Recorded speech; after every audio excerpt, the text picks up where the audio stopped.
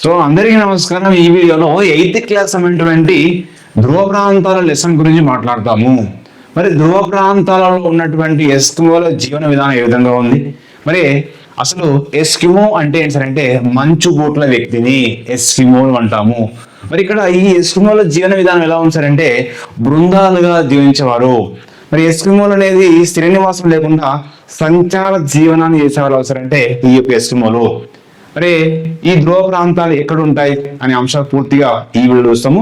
కొత్తగా ఈ video channel కూడా please subscribe channel and share friends. So ఇక్కడ ఈ వీడియోలో మనకు అసలు ధ్రువ ప్రాంతం అనేది ఎక్కడ ఉంటుంది.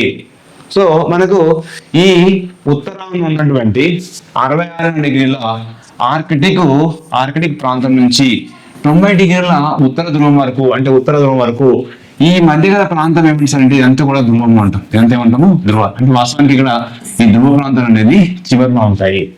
మరియు అంటార్టికా ప్రాంతం ఏమంటాము దక్షిణాన 66 డిగ్రీ సో ఇక్కడ నుంచి ఈ 90 డిగ్రీల మధ్య గల ప్రాంతాన్ని ఏమంటే దీన్ని ధ్రువ ప్రాంతము అంటాం. ఏమంటామండి ధ్రువ ప్రాంతాలను వేస్తాం. సో మరి ఈ ధ్రువ ప్రాంతాలలో చాలా విస్తృతంగా ఉంటుంది. సో మనం అంటే ఇక్కడ సాధారణ ప్రాంతాలతో పోల్చినప్పుడు ధ్రువ ప్రాంతాల్లో ఉన్నటువంటి వాతావరణ పరిస్థితులు అక్కడ ఉన్నటువంటి స్థితోస్థితులు అనేది చాలా డిఫరెంట్ గా ఉంటాయి. కాబట్టి ధ్రువ ప్రాంతం అంటే ఏంటంటే 66 డిగ్రీల ఆర్కిటిక్ ప్రాంతం నుంచి 90 డిగ్రీల ఉత్తర ధ్రువం వరకు ఎక్కడైతే అంటార్టికా అంటే 66 డిగ్రీల అంటార్టికా వలయం అంటాం. సో ఇది ఆర్కిటిక్ వలయం. సో ఈ వలయానికి ధ్రువ ప్రాంతానికి అంటే 90 డిగ్రీ ఉన్నటువంటి ధ్రువానికి మధ్యగల ప్రాంతం. సో అంటార్టికా వలయానికి 90 డిగ్రీల దక్షిణ ధ్రువానికి మధ్యగల ప్రాంతాన్ని ధ్రువ ప్రాంతం అంటాం. ధ్రువ ప్రాంతాలు అంటే చివరిలో ఉంటాయి. రైట్. సో ఇక్కడ టాండ్రా అంటాం. సో టాండ్రా కాలంలో ఉన్నటువంటి ఏమేమి కాలాలు ఉన్నాయి, ఇందులో టాండ్రాలో ఉన్నటువంటి ఏమేమి కాలాలు ఉన్నాయి. ముఖ్యంగా మనం మేజర్ చూసినప్పుడు ఇక్కడ నాకు 2 కాలాలు కనిపిస్తుంది. ఏంటి శీతాకాలము మరియు వేసవి కాలం కనిపిస్తుంటుంది. శీతాకాలము వేసవి కాలం అనేది ఇక్కడ కనిపిస్తుంటుంది. సో శీతాకాలం లో చాలా ఇంతకుముందు టెట్ ఎగ్జామ్ లో క్వశ్చన్ అడిగిండు. సో ఇక్కడ శీతాకాలం అనేది ముఖ్యంగా ఎప్పుడు చేశారంటే సో నవంబరు సో డిసెంబరు జనవరి మధ్యకాలంలో సో ఇక్కడ నవంబరు డిసెంబర్ జనవరి ఈ 3 నెలలు కూడా ఎలా ఉంటారంటే అసలు సూర్యుడు అసలు ఉదయించడు. అంటే చీకటిగా ఉండేటువంటి చీకటిగా ఉండే కాలం ఎప్పుడు నవంబరు డిసెంబర్ జనవరి. ఈ నవంబరు డిసెంబరు ఈ కాలాలలో చీకటిగా ఉంటుంది. చీకటిగా ఉంటుందనండి ఏది నవంబరు డిసెంబరు జనవరి కాలాల్లో. సో అంటే అసలు ఇక్కడ సూర్యుడు అసలు ఉదయించడు. మరి ఇక్కడ ఈ శీతాకాలంలో మంచు అంతా కూడా గడ్డకట్టుకుపోయి ఉంటుంది.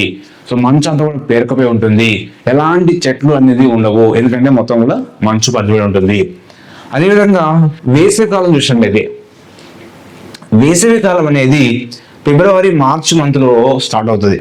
అంటే ఫిబ్రవరి మార్చి మంత్లో ఎలా స్టార్ట్ అవుతారంటే సూర్యుడు ప్రకాశించడం మొదలు పెడతాడు. సూర్యుడు కొంచెము వాస్తవానికి మనకున్న ఈ ప్రాంతాలకు పోల్చినప్పుడు అక్కడ ఉన్నటువంటి ధ్రువ ప్రాంతాల్లో ఉన్నటువంటి సూర్యుడు ఎక్కడ ఉంటుంది సార్ అంటే సూర్యుడు ఉదయించిన ప్రదేశం నుంచి కొంచెం ఎత్తులో ఉంటాడు. సూర్యుడు ఉదయించిన ప్రాంతం నుంచి కొంచెం ఎత్తులో ఉంటాడు. నడి నెత్తిమైకి లేదా మన సెంటర్ ప్లేస్ కు మన నెత్తి మీదకి ఎప్పుడు కూడా సూర్యుడు కనిపించడు ఇక్కడ ధ్రువ ప్రాంతాలలోనే. కాబట్టి ఫిబ్రవరి మార్చి నెలలో సూర్యుడు ప్రకాశించడం మొదలు పెడతాడు. ఫస్ట్ ఒక గంటన్నర సేపు ఉంటాడు. తర్వాత సూర్యుడు 2 గంటలే ఉంటాడు. తర్వాత 6 గంటలు ఉంటాడు. ఎన్ని గంటలు ఉంటాడు? 6 గంటలు సూర్యుడు ఉదయిస్తుంది. అంటే సూర్యుడు ఉంటాడు అన్నది. నెక్స్ట్ 8 గంటలు సూర్యుడు ఉంటాడు. నెక్స్ట్ 16 గంటలు సూర్యుడు ఉంటాడు. 16 గంటలు తర్వాత 24 గంటలు సూర్యుడు ఉంటాడు. సో వాస్తవానికి ఇక్కడ చూడండి ఫస్ట్ గంటలనే ఉండదు, తర్వాత చీకటి అయిపోతుంది. 2 గంటలే ఉంటుంది. అంటే 2 గంటలే సూర్యుడు కనిపిస్తుంది, తర్వాత మళ్ళీ వెళ్ళిపోతాడు. నెక్స్ట్ ఇక్కడ అంటే ఎక్కడ ఏ నెలలో అస్తమించగా ఉంటాడు అంటే 24 గంటలు సూర్యుడు ఉంటాడు అక్కడ. ఎక్కడ ఏ నెలలో మే జూన్ జూలై ఈ 3 నెలలు కూడా చూడండి 3 నెలలు అంటే మనకేం గుర్తుపెట్టుకోవాలి. ఎగ్జామ్ ముందుకు ఏమైండు సూర్యుడు అసలు ఉదయించడు. సూర్యుడు అసలు ఉదయించినటువంటి కాలం ఏంటి నవంబర్ డిసెంబర్ జనవరి. అసలు కనిపించడు అక్కడ. మరి సూర్యుడు ఎప్పుడు కనిపించేటువంటి నెలలు మే జూన్ జూలై. కాబట్టి ఎప్పుడు ఇక్కడ అస్తమించడు. ఇక్కడ ఎప్పుడు కనిపిస్తూనే ఉంటాడు సూర్యుడు. అసలు సూర్యుడు అసలు అసలు అస్తమించేటువంటి కాలము మే, జూన్, జూలై ఈ 3 నెలలు కూడా.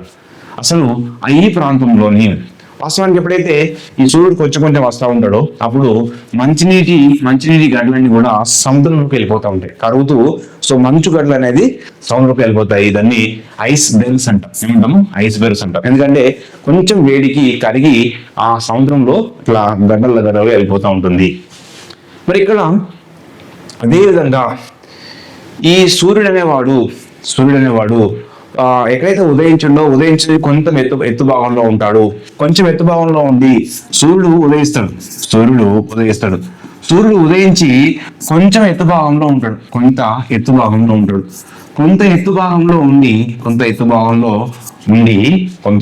ఉండి సో అట్లా మనకు ఆ విధంగా కొంత ఎత్తు భాగంలో ఉండదు. దాన్ని ఏమంటారంటే క్షితిజ మండలం లేదా దిగ్మండలం అంటాం. క్షితిజ మండలం లేదా ఇంకేమంటాము? దిగ్మండలం అంటాం. ఏమంటాము? దిగ్మండలం అని పిలుస్తూ ఉంటాం. మరి ఇక్కడ వృక్షజాలం ఎలాంటి వృక్షజాలం ఉన్నది? సో ఈ టాండ్రా ప్రాంతంలోని శీతాకాలంలో ఆమె చెప్పుకున్నాయి. ఫార్మాఫాస్ట్ అంటే వృక్షజాలం గురించి కూడా మాట్లాడదాం. ఏంటంటే శీతాకాలంలో సో మంచుగడ్డ కట్టి ఎలా ఉంటుంది? శీతాకాలం మొత్తం కూడా మంచు కూడా గడ్డ కట్టి రాయిలాగా ఉంటుంది. శీతాకాలంలో మంచు గడ్డగట్టి రాయిలాగా ఉండేటువంటి అంటే స్మూత్ గా ఉంటుంది, రాయిలాగా ఉంటుంది. దాన్ని ఫార్మాఫ్రాస్ట్ అంటాం. ఏమంటాం? ఫార్మాఫ్రాస్ట్ అంటే శీతాకాలంలో మంచు గడ్డగట్టి రాయిలాగా స్మూత్ గా ఉంటుంది. దాన్ని ఫార్మాఫ్రాస్ట్ అంటాం. నెక్స్ట్ టాండ్రా ప్రజలు ఏ విధంగా ఉన్నారు? ఎస్కిమోల జీవన విధానం ఏ విధంగా ఉంది? అసలు వీళ్ళు ఏం చేస్తారు ఎస్కిమోలు సార్ అంటే వేటాడతారు. వేటాడడంలో ముఖ్యంగా చేపలు వేటాడడం. ఇందులో వేటాడడంలో కారిబో లాంటి జంతువులు, సీల్ అనేటువంటి జంతువులు వీళ్ళు ఎక్కువగా వేటాడుతూ ఉంటారు. తిమింగలాలు కూడా వేటాడుతూ ఉంటారు. మరి వీళ్ళు వేటాడేటప్పుడు ముఖ్యంగా కొన్ని అర్పణమైనటువంటి ఆయుధాన్ని కూడా వాడతారు. మరి వీళ్ళు ఏ ప్రాంతాల్లో నివాసాలు ఉన్నాయి? గ్రీన్లాండ్, కెనడా, అలాస్కా, సైబీరియా ప్రాంతాల్లో వీరి నివాసాలు కనిపిస్తాయి. ఆ ఎస్కిమోల నివాస ప్రాంతాలు ఏంటి సార్ అంటే గ్రీన్లాండ్, కెనడా, అలాస్కా, సైబీరియా. మరియు ఎస్కిమో అంటే చాలా ఎగ్జామ్ లో క్వశ్చన్ అడిగిండు. ఎస్కిమో అంటే నాకు అర్థం ఏంటి? సో మంచు బూట్ల వ్యక్తి అనేది ఎస్కిమో అంటే మంచు బూట్ల వ్యక్తి అని గుర్తుపెట్టుకోండి. మంచు బూట్ల వ్యక్తి. సో ఇక్కడ ఈ ఎస్కిమోలలో ప్రధాన బృందాలు ఎన్ని ఉన్నాయంటే 2 ప్రధాన బృందాలు ఉన్నాయి. ఆ 2 బృందాల పేరు అడుగుతాడు. సో ఇన్యూట్ ఒకటి, యూపిక్ అనేటువంటి 2 బృందాలుగా ఇవి దీనిలో ఉన్నాయి. నెక్స్ట్ వీళ్ళ భాషలో డిఫరెంట్ ఉన్నప్పటికీ ప్రధాన భాష చూసినప్పుడు 3 భాషలు కనిపిస్తుంది. నెక్స్ట్ ఒకటి అల్యూట్, ఇంకోటి యూపిక్ అనేటువంటి ఈ 3 భాషలు అనేది వాళ్ళు మాట్లాడుతూ ఉంటారు. మరి వాళ్ళు మొదటిసారిగా 5,000 సంవత్సరాల క్రితము ఆసియా నుంచి బేరింగ్ జలసంధి దాటి మొదటిసారిగా ఉత్తర అమెరికాలో ప్రవేశం చేశారు. సో ఇక్కడ ఎస్కిమోలు ఏ సంవత్సరాల క్రితం అంటాడు? 5,000 సంవత్సరాల క్రితము ఆసియా నుంచి బేరింగ్ జలసంధి దాటి మొదటిసారిగా ఉత్తర అమెరికాలోకి ప్రవేశం చేశారు. మరి ఇక్కడ వీరి యొక్క సామూహిక జీవనం ఎలా ఉంది? వీరు బృందాలుగా జీవిస్తూ ఉంటారు. వీరి శ్రీనివాసం అనేది ఉండదు. వీళ్ళు ఏం చేస్తారంటే సంచార జీవనం చేస్తుంటారు. వీళ్ళ యొక్క జనాభా చూసినప్పుడు 500 కంటే ఎక్కువ జనాభా గల ప్రాంతాలు ఏ తీరంలో ఉన్నాయి సార్ అంటే అలాస్కా తీరంలో ఉన్నాయి. అంటే 500 కంటే ఎక్కువ జనాభా ప్రాంతాలు అలాస్కా తీరంలో మనకు కనిపిస్తూ ఉంటాయి. వీళ్ళు బృందాలుగా నివసిస్తూ ఉంటారు. ఒక్కొక్క బృందంలో 25 నుంచి 40 మంది ఉంటారు. ఆ బృందం వాళ్ళు వేటాడడానికి కూడా అదే బృందం అనేది వెళ్తూ ఉంటుంది. వీరి జీవనం ఏంటి? సంచార జీవనం. సో వీళ్ళు దుప్పి అంటే కారిబో, సీల్, చేపలు లాంటి వీటిలో వేటాడుతూ ఉంటారు. సుమారుగా వీరు సంచార జీవనం చేసేటప్పుడు ఎన్ని కిలోమీటర్లు తిరుగుతారంటే సుమారుగా 1100 కిలోమీటర్లు సంచార జీవనం తిరుగుతారు. అంటే వారి సంచార జీవనంలో 1100 కిలోమీటర్లు తిరుగుతారు. ఇన్ని కిలోమీటర్లు తిరుగుతారు. కుక్కలు లాగేటువంటి బండ్లు ఏమంటారు? వీరి యొక్క రవాణా కోసము కుక్కలు లాగేటువంటి బండ్లు ఏమంటారంటే స్లెడ్జీ బండ్లు అంటాము. స్లెడ్జీ అంటే ఏంటి సార్ అంటే కుక్కలు లాగే బండ్లు. నెక్స్ట్ అంటే అర్పూన్ అనేటువంటి ఒక ఆయుధం అండి, ఇది ఒక ఆయుధము. అంటే సీల్ జంతువులు వేటాడడానికి, ముఖ్యంగా సీలు జంతువులు వేటాడడానికి వాడేటువంటి ఆయుధము అర్పూన్ అనేటువంటి ఆయుధము.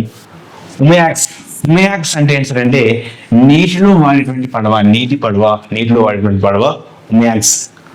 మరే సీల్ వేట కోసం ముఖ్యంగా ఎంతమంది అవసరం ఉంటారు వేటగాళ్ళు? సీల్ అనేటువంటి జంతు వేట కోసము 10 నుంచి 12 మంది అవసరమై ఉంటుంది. అదే తిమింగలము క్షీరదం కోసము ఎంతమంది అవసరం ఉంటుంది అంటే 100 మంది అవసరం ఉంటుంది. 100 మంది అవసరం ఉంటుంది. ఎంతమంది అవసరం ఉంటుంది? 100 మంది అవసరం ఉంటుంది.